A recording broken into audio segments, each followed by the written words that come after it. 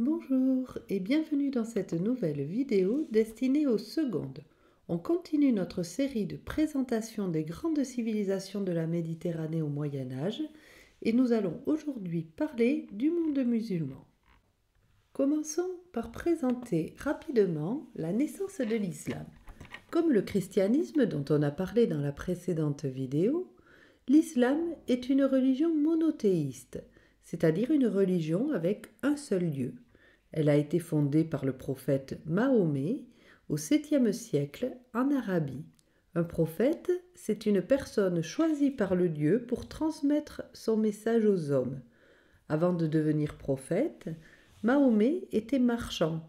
Il était connu pour son intégrité et son honnêteté dans les affaires, ce qui lui a valu le surnom d'Al-Amin, ce qui signifie le digne de confiance. Mahomet a exercé ce métier à la Mecque. L'islam enseigne l'unicité de Dieu, Allah en arabe, donc il n'y a qu'un seul Dieu, et a pour fondement 5 piliers, à savoir la profession de foi, la prière, l'aumône, le jeûne pendant le mois de Ramadan et le pèlerinage à la Mecque. Le livre sacré des musulmans est le Coran. Il est considéré par les musulmans comme la parole de Dieu révélée au prophète Mahomet par l'ange Gabriel. Le Coran est écrit en arabe et il est divisé en 114 chapitres appelés les sourates. Pour les musulmans, le Coran est leur guide dans leur vie quotidienne et spirituelle. Le calendrier musulman commence en 622 de notre calendrier. Cette année marque l'Hégire, qui est la fuite de Mahomet de la Mecque à Médine.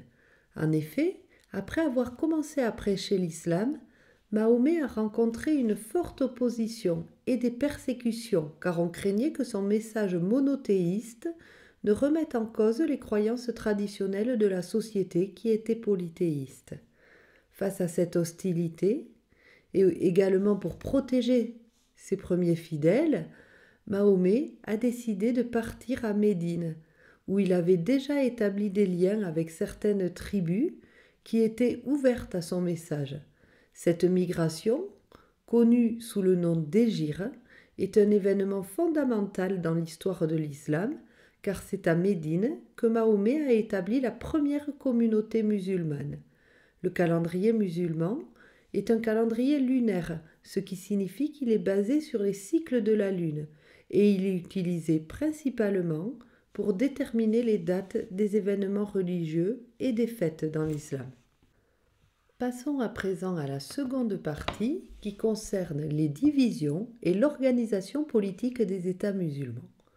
Après la mort de Mahomet, en 632, les musulmans se divisent. La division entre sunnites et chiites, qui est l'un des enjeux majeurs de l'histoire de l'islam, a ses racines dans la succession de Mahomet. Les sunnites constituent le plus grand groupe au sein de la communauté musulmane. Ils soutiennent l'idée que les califes, c'est-à-dire les chefs religieux et politiques des musulmans, ceux qui succèdent à Mahomet, doivent être des individus choisis par consensus ou par élection parmi la communauté. Les 4 premiers califes, connus sous le nom de califes bien guidés, sont considérés comme des leaders légitimes pour les sunnites. Aboukar, le compagnon premier de Mahomet, a été élu comme le premier calife, et les sunnites estiment que ce système d'élection était approprié pour choisir les dirigeants. Les chiites, quant à eux, pensent que les califes doivent rester dans la famille de Mahomet, spécifiquement chez ses descendants, qu'ils considèrent comme ayant été désignés par Dieu pour occuper cette fonction. Ali, le cousin et le gendre de Mahomet, est le premier calife pour les chiites, et il est perçu comme le successeur légitime de Mahomet. Après Ali, les chiites reconnaissent également ses descendants. Cette divergence initiale a conduit à des différences théologiques, juridiques et culturelles entre les deux groupes, qui se sont accentuées au fil des siècles. Les sunnites et les chiites ont des pratiques de culte et des traditions différentes, bien qu'ils partagent les croyances fondamentales de l'islam. L'empire omeyyade a été établi après la mort de Mahomet au 7e siècle. La capitale a été transférée de Médine à Damas, qui est aujourd'hui la capitale de la Syrie. Cette ville a joué un rôle central dans l'administration et la gouvernance de l'Empire. De nombreux monuments et réalisations architecturales importants ont été construits durant cette période. L'Empire omeyyade a connu une expansion spectaculaire, dominant un vaste territoire qui s'étendait de l'Espagne à l'ouest où ils ont établi l'émirat de Cordoue jusqu'à l'Asie centrale, en passant par le Maghreb en Afrique du Nord et le Moyen-Orient. À son apogée, l'Empire omeyyade était l'un des plus grands empires de l'histoire. Cet empire omeyyade est également reconnu pour ses contributions à la culture, à la science et à l'art, ainsi que pour le développement des infrastructures comme les routes et les systèmes d'irrigation. L'empire abbasside a succédé à l'empire omeyyade au 8e siècle. Les Abbassides descendaient de l'oncle de Mahomet, Abbas. Ils ont revendiqué le califat en promettant plus d'égalité et de justice. La nouvelle capitale est Bagdad, dans l'Irak actuel. La ville est rapidement devenue un centre de culture, de science, de commerce et d'administration. Elle a prospéré et elle est souvent considérée comme l'un des plus grands centres intellectuels du Moyen Âge. Malgré sa prospérité initiale, l'Empire abbasside a connu des rivalités internes entre différentes factions, ce qui a conduit à son affaiblissement. En outre, des invasions extérieures, et particulièrement celles des Mongols, ont contribué à la chute de l'Empire. En effet, en 1258, Bagdad a été envahie et pillée par les Mongols. Cette invasion a entraîné la destruction de nombreux ouvrages anciens, de bibliothèques, et au niveau politique a entraîné le déclin du pouvoir abbasside. L'Empire ottoman, lui, a été fondé au XIIIe siècle, en Anatolie, qui correspond à la Turquie actuelle. Au départ, l'Empire était un petit État parmi d'autres entités politiques en Anatolie, mais il a rapidement commencé à s'étendre en conquérant les territoires voisins.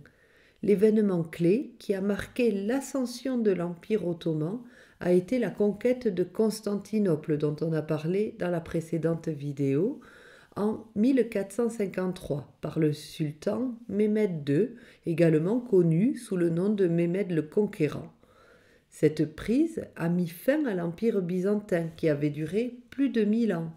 Après la conquête, Constantinople a été rebaptisée Istanbul et elle est devenue la nouvelle capitale de l'Empire ottoman.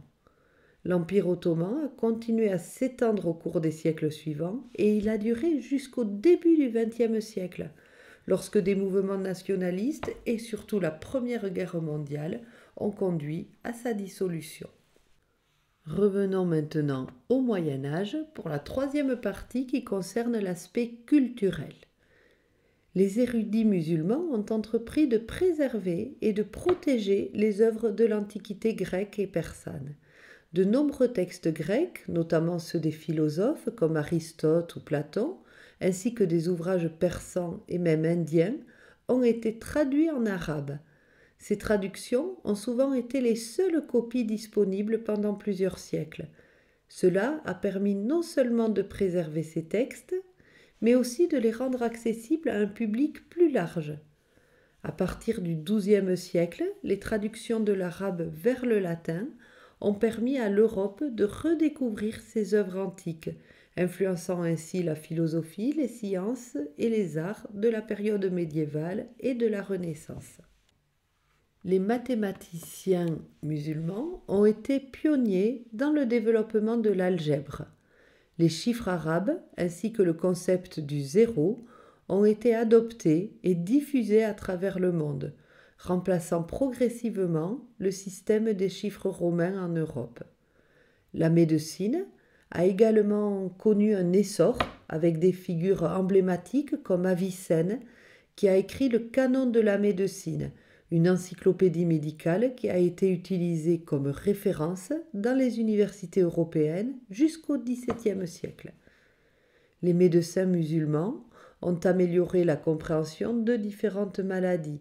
Ils ont introduit des pratiques chirurgicales et mis en place des hôpitaux qui ont servi de modèle pour les établissements de santé modernes.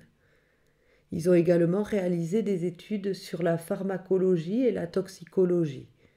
En astronomie, des observatoires ont été construits, comme celui de Tolède en Espagne. Ces contributions des savants musulmans ont eu un impact durable sur la science dans le monde entier. La Maison de la Sagesse a été fondée à Bagdad au IXe siècle. Elle a servi de centre intellectuel où des savants, des philosophes, des mathématiciens, des astronomes ou des médecins de différentes cultures se réunissaient pour étudier, débattre et partager leurs connaissances. L'une des activités de la Maison de la Sagesse était la traduction des textes anciens. C'était également donc un centre de recherche et de débat scientifique. Elle a contribué à établir Bagdad comme l'un des plus grands centres intellectuels de l'époque. L'art musulman, au Moyen Âge, est riche et varié. La mosquée de Cordoue, construite au début du 8e siècle, est l'un des exemples les plus emblématiques de l'architecture musulmane, avec ses célèbres arcs en fer à cheval qui créent un espace intérieur impressionnant.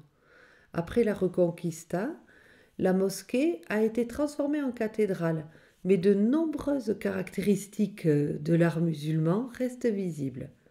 La calligraphie est considérée comme un des arts les plus élevés dans la culture musulmane, en raison de l'interdiction de représenter des figures humaines dans la religion musulmane. La calligraphie était souvent utilisée pour embellir des manuscrits, des bâtiments et des objets d'art, rendant le texte sacré visuellement impressionnant. La poésie et la musique au Moyen Âge, dans le monde musulman, étaient souvent liés, car les chants et les mélodies accompagnaient les vers. Bon, voilà, je vais m'arrêter là dans la présentation du monde musulman au Moyen Âge. J'espère que cette vidéo vous aura aidé à comprendre ce thème. Je vous souhaite de bonnes révisions et je vous dis à bientôt.